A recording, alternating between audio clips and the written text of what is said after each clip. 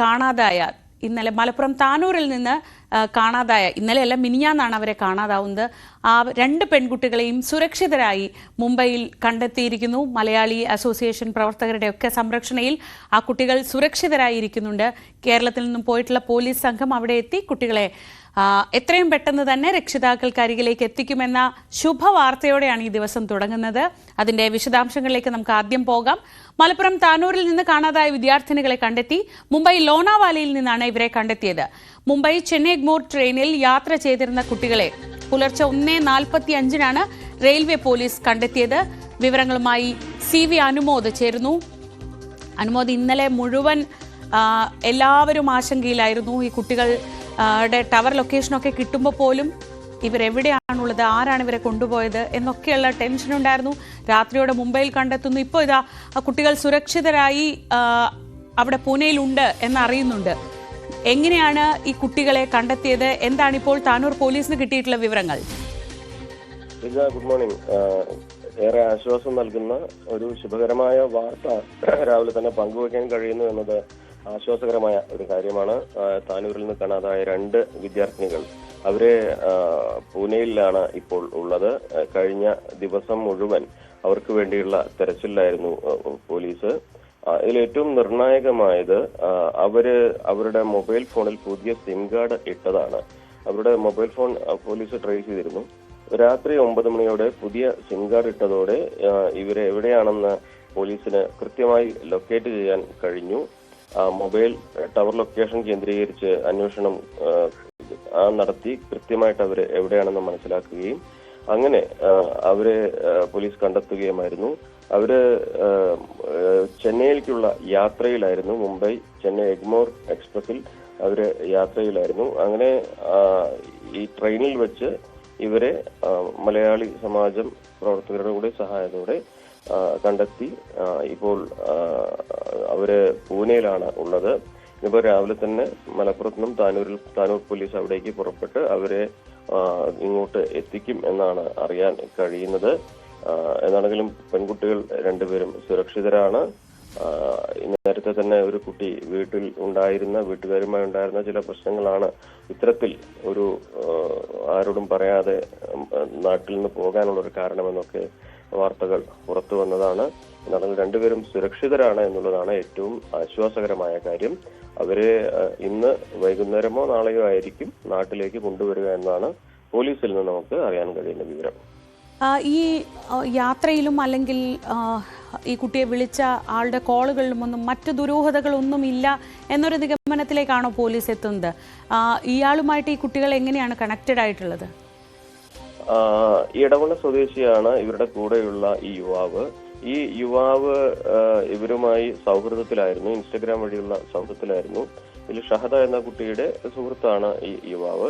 അപ്പോൾ ഇവർ നാടുവിട്ടു പോവുകയാണ്. സഹായം വേണമെന്ന് അഭ്യർത്ഥിച്ചപ്പോൾ ഇയാൾ കൂടെ പോവുകയായിരുന്നു എന്നാണ് ഈ യുവാവിന്റെ കുടുംബം അവകാശപ്പെടുന്നത്. അവിടെ വെച്ച് ഇവർ 2 പേരും ഈ യുവാവും ഈ പെൺകുട്ടികളും വേർപിരിഞ്ഞ് 2 വഴിയായിട്ട് പോവുകയായിരുന്നു. ഇയാൾക്ക് ഇത്ര മാത്രമേ പങ്കുള്ളൂ ഇതിനെ കുറിച്ച് എന്നാണ് കുടുംബം അവകാശപ്പെടുന്നത്. കുടുംബം പ്രതികരിക്കാൻ തയ്യാറായിട്ടില്ല. പക്ഷെ അവരുടെ വിശദീകരണമായിട്ട് അവർ അത്തരത്തിലാണ് കാര്യങ്ങൾ പറഞ്ഞിട്ടുള്ളത്. ഈ പെൺകുട്ടികളുടെ സഹായം അഭ്യർത്ഥന അത് ഇയാൾ അവരെ കൂടെ ചെന്നു, അത് കേട്ട് എന്ന് മാത്രമാണ് കുടുംബം അവകാശപ്പെടുന്നത്. എന്താണെങ്കിലും ഇയാളുടെ കൂടെ സഹായം ഈ പെൺകുട്ടികളെ കണ്ടെത്താൻ ഉണ്ടായിട്ടുണ്ട് എന്നാണ് പോലീസിന്റെ ഭാഗത്തു നിന്നും നമുക്ക് ലഭ്യമാകുന്ന ഒരു വിവരം. ഇതിലേറ്റവും നിർണായകമായത് ഒരുപക്ഷെ മുംബൈയിലെ ആ സലൂണിൽ ഈ കുട്ടികൾ കയറിയതും അതൊരു മലയാളിയുടെ സലൂൺ ആയതുമൊക്കെ ആണെന്ന് തോന്നുന്നു. അവിടെ വെച്ചാണ് കൃത്യമായി ഈ കുട്ടികൾ ഇവിടെ എത്തിയിട്ടുണ്ട്, അവരുടെ കയ്യിൽ അത്യാവശ്യം പണമുണ്ട്. ആ രീതിയിൽ അതൊരു വളരെ നിർണായകമായ പോയിന്റ് ആണെന്ന് തോന്നുന്നു, അല്ലേ അനുമോദ്? തീർച്ചയായും അവരെ ലൊക്കേറ്റ് ചെയ്യാൻ ഏറ്റവും നിർണായകമായത് സലൂണിൽ അവരെ തിരിച്ചറിഞ്ഞു എന്നുള്ളതാണ്. മാത്രമല്ല അവര് 10,000 രൂപയുടെ മുകളിലുള്ള ഒരു ട്രീറ്റ്മെന്റ് ആണ്, അല്ലെങ്കിൽ അതാണ് അവിടെ ചെയ്തിട്ടുള്ളത്. സ്വാഭാവികമായിട്ടും ഈ ഒരു കാര്യം അന്വേഷണത്തിൽ വളരെ നിർണായകമാവുകയും അവരെ തിരിച്ചറിയുവാനും അവരെവിടെയാണെന്ന് ലൊക്കേറ്റ് ചെയ്യുവാനും ആ സംഭവത്തോടെയാണ് സാധിച്ചിട്ടുള്ളത്. അതിനുശേഷം ഇവരുടെ മൊബൈൽ ഫോൺ ലൊക്കേറ്റ് ചെയ്യാൻ പോലീസിന് സാധിച്ചതാണ് ഇതിൽ ഏറ്റവും നിർണായകമായിട്ടുള്ളത്. പിന്നീട് അവർ പുതിയ സിം കാർഡ് എടുത്ത് അത് ഇന്നലെ രാത്രി ഈ മൊബൈൽ ഫോണിൽ ഇട്ടതോടെ കൃത്യമായിട്ട് എവിടെയാണ് ഈ മൊബൈൽ ഫോൺ ടവർ ലൊക്കേഷൻ ഉള്ളതെന്ന് പോലീസിന് മനസ്സിലായി. അങ്ങനെ പോലീസിന് കൃത്യമായിട്ട് RPF-ന്റെയും മലയാളി സമാജത്തിന്റെയും സഹായത്തോടെ ഇവരെ കൃത്യമായി ലൊക്കേറ്റ് ചെയ്യാൻ സാധിച്ചു. മുംബൈ CST റെയിൽവേ സ്റ്റേഷനിൽ ഇവരുണ്ട് എന്നുള്ള വിവരം ആണ് ഇതിൽ നിർണായകമായത്. അവിടെ നിന്നാണ് ഇവർ പുതിയ സിം കാർഡ് ഇട്ടത്. അവിടെ നിന്നുമാണ് ഇവർ പിന്നീട് ചെന്നൈയിലേക്കുള്ള ട്രെയിനിൽ യാത്ര തുടങ്ങിയത്. തുടർന്ന് 10:30 ഈ ചെന്നൈക്ക് ഇവർ യാത്ര തുടങ്ങിയത്. ആ ട്രെയിനിൽ അവരെ തിരിച്ചറിഞ്ഞത് അതിനുശേഷം രാത്രി 1 മണിയോടെയാണ്. തുടർന്ന് പോലീസ്, മലയാളി സമാജം പ്രവർത്തകരൊക്കെ തന്നെ ഇവരെ തിരിച്ചറിഞ്ഞ് അവരെ പൂനെയിലേക്ക് ഇപ്പോൾ എത്തിച്ചിട്ടുണ്ട്.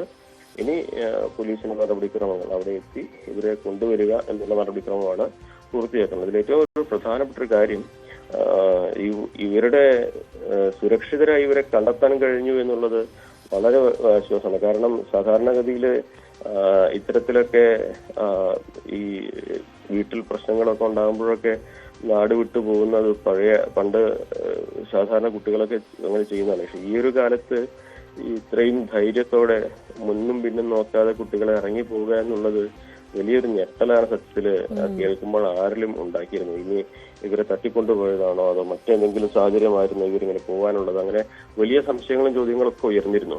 പക്ഷെ ഇവരുടെ സ്വന്തം ഇഷ്ടപ്രകാരമാണ് ഇവരിങ്ങനെ ചെയ്തിട്ടുള്ളത് എന്നുള്ള വിവരങ്ങളൊക്കെയാണ് പ്രാഥമികമായിട്ടൊക്കെ ലഭ്യമായിക്കൊണ്ടിരിക്കുന്നത്. ഇനി ഇവർ നാട്ടിലെത്തി പോലീസിന്റെ ഭാഗത്തു നിന്ന് ഒരു വിശദീകരണം അതിൽ ഉണ്ടാകുമെന്നൊക്കെയാണ് നമ്മൾ പ്രതീക്ഷിക്കുന്നത്. എന്താണെങ്കിലും ഇന്ന് വൈകിട്ടോ നാളെയോടെ ആയിരിക്കും അവരെ നാട്ടിലേക്ക് എത്തിക്കുക. ഹനുമത് പറഞ്ഞത് ശരിയാണ്. നമ്മളൊക്കെ തമാശയ്ക്ക് പറയാറുണ്ട് 10ാം ക്ലാസ് സമയത്തൊക്കെ നാട് വിടാൻ ആലോചിക്കാത്ത കുട്ടികൾ നമ്മുടെയൊക്കെ പ്രായത്തിലുള്ളവർ വളരെ കുറവായിരിക്കുമെന്ന് നമ്മൾ തമാശയ്ക്ക് പറയാറുണ്ട്. പക്ഷേ ആ കാലം പോലെയല്ല. ചുറ്റും അപകടങ്ങൾ നിറഞ്ഞിരിക്കുന്ന ഒരു സമയത്ത് ഈ കുട്ടികളുടെ ഇത്രയും ദീർഘദൂരമുള്ളൊരു യാത്ര, അതിൽ അവസാനം സുരക്ഷിതരായി അവരെ കണ്ടെത്താൻ കഴിഞ്ഞു എന്നത് നൽകുന്ന ആശ്വാസം ചില്ലറയല്ല. അപ്പോഴും അനുമോദ്, ഈ മുംബൈയിൽ ഇവരെ കണ്ടു, പിന്നീട് ഇവരെങ്ങോട്ടാണ് പോകുന്നത്? അത് ട്രെയിനിലാണ്. ആ ട്രെയിൻ യാത്ര എവിടെ അവസാനിക്കുമെന്ന് നമുക്കറിയില്ല. എങ്ങോട്ടാണ് ഈ കുട്ടികൾ കയറുന്നത്? ആ രീതിയിലൊക്കെയുള്ളൊരു ആശങ്ക ഇന്നലെ രാത്രി നിലനിന്നിരുന്നു. ഇവർ ഏത് സ്റ്റേഷനിൽ ഇറങ്ങും?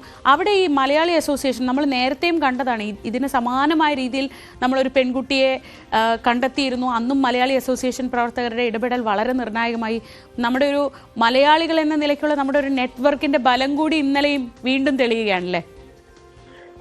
തീർച്ചയായിട്ടും. നമുക്ക് ഈ ഏത് സംസ്ഥാനത്തും ഏത് നാട്ടിൽ പോയാലും അവിടെ ഒരു മലയാളി ഉണ്ടാകുമെന്ന് നമ്മൾ എപ്പോഴും പറയുന്നത്. ചന്ദ്രനിൽ പോയാലും വരെ മലയാളിയുടെ ചായക്കട ഉണ്ടാവും എന്നൊക്കെ നമ്മൾ ആലങ്കാരികമായിട്ടൊക്കെ പറയുന്നതാണ്. ഇന്ന് പറഞ്ഞതുപോലെയാണ്, എവിടെ പോയാലും മലയാളികളുടെ സാന്നിധ്യമുണ്ട്. അത് ഇത്തരത്തിലുള്ള ഈ അന്വേഷണത്തിലൊക്കെ വലിയ സഹായമാവുന്ന സാഹചര്യമാണുള്ളത്. കാരണം നമുക്കറിയാം, കേരളത്തിന് പുറത്തേക്ക് പോയി കഴിഞ്ഞാൽ അവിടെയുള്ള പോലീസ് സംവിധാനങ്ങൾ ചില വിഷയങ്ങളോട് കാണിക്കുന്ന, കേസുകളോട് കാണിക്കുന്ന താല്പര്യവും അതിന്റെ രീതിയൊക്കെ അവിടെയൊക്കെ നമുക്ക് ഈ കേരളത്തിലെ പോലീസ് എടുക്കുന്നത്ര വേഗത്തിലുള്ള നടപടികളോ ഒരുപക്ഷെ കൃത്യതായിരുന്ന നീക്കങ്ങളൊന്നും വളരെ വേഗം പ്രതീക്ഷിക്കാം. കാരണം പല കേസുകളിൽ ഒന്നായിട്ട് മാത്രമേ അവരെ സംബന്ധിച്ച് ഇത്തരത്തിലുള്ള കാര്യങ്ങളൊക്കെ ഉൾപ്പെടുകയുള്ളൂ. അവിടെ ആണ് പ്രധാനമായിട്ടും മലയാളി അസോസിയേഷന്റെ ഒക്കെ ഒരു സാന്നിധ്യം ഉണ്ടാകുന്നത് നമുക്ക് ഏറെ സഹായകമാവുന്നത്. കാരണം ഈ സംഭവത്തിൽ തന്നെ കുട്ടികളെ കൃത്യമായിട്ട് തിരിച്ചറിയാനും അവരോട് സംസാരിക്കുവാനും അവരോട് കാര്യങ്ങൾ ചോദിച്ചറിയുവാനൊക്കെ ഈ പ്രവർത്തകർക്ക് കഴിയുന്നുണ്ട്. കാരണം ഇതിപ്പോ ഭാഷ അറിയാത്ത ഒരു പോലീസ് ആണെങ്കിൽ ഒരു പക്ഷേ അവിടെ വീണ്ടും ആശയവിനിമയം പ്രശ്നമാവുകയും ഈ പറയുന്ന രീതിയിലുള്ള കാര്യങ്ങൾ ഇത്രയും വേഗത്തിൽ പൂർത്തീകരിക്കാൻ കഴിയാത്ത സാഹചര്യവും വരും. അങ്ങനെയൊക്കെ നോക്കുമ്പോൾ നമ്മളെ സംബന്ധിച്ച് ഈ മലയാളി അസോസിയേഷൻ പ്രവർത്തകരുടെ സാന്നിധ്യം അത് ആദ്യമായിട്ടല്ല നമുക്ക് അവരുടെ ഒരു പ്രവർത്തന മികവ് മനസ്സിലാവുന്നത്. പക്ഷെ ഈ ഒരു കേസിൽ പ്രത്യേകിച്ച് അത് എടുത്തു പറയേണ്ടതുണ്ട്. കാരണം കുട്ടികളുമായി സംസാരിക്കുവാനും അവരെ തിരിച്ചറിയുവാനൊക്കെ വളരെ വേഗത്തിൽ കഴിഞ്ഞത് അവരുടെ കൂടി പിന്തുണ കൊണ്ട് തന്നെയാണെന്ന്. ശ്രീജ, എന്തായാലും ഇന്നലത്തെ ദിവസം മുഴുവൻ ആശങ്കയായിരുന്നു. കോഴിക്കോട് ടവർ ലൊക്കേഷൻ കേന്ദ്രീകരിച്ച് കുറേ അന്വേഷണം നടന്നു. ഇന്നലെ ഉച്ചയോടെ നമുക്ക് ആ രീതിയിൽ ചില റിപ്പോർട്ടുകൾ ഉണ്ടായിരുന്നു. ഒരു പക്ഷേ ഈ സാങ്കേതിക വിദ്യ വികസിച്ചത് വലിയ രീതിയിൽ തിരിച്ചടിയാണെന്നൊക്കെ നമ്മൾ പലപ്പോഴും, അല്ലെങ്കിൽ അതിൻ്റെ പ്രശ്നങ്ങളെ പറ്റിയൊക്കെ പറയുമ്പോൾ പോലും അനുമതി, ഇന്നലെ നിർണായകമായിട്ടുള്ളത് ഈ കുട്ടികളുടെ കയ്യിലുണ്ടായിരുന്ന ഫോൺ തന്നെയാണ്.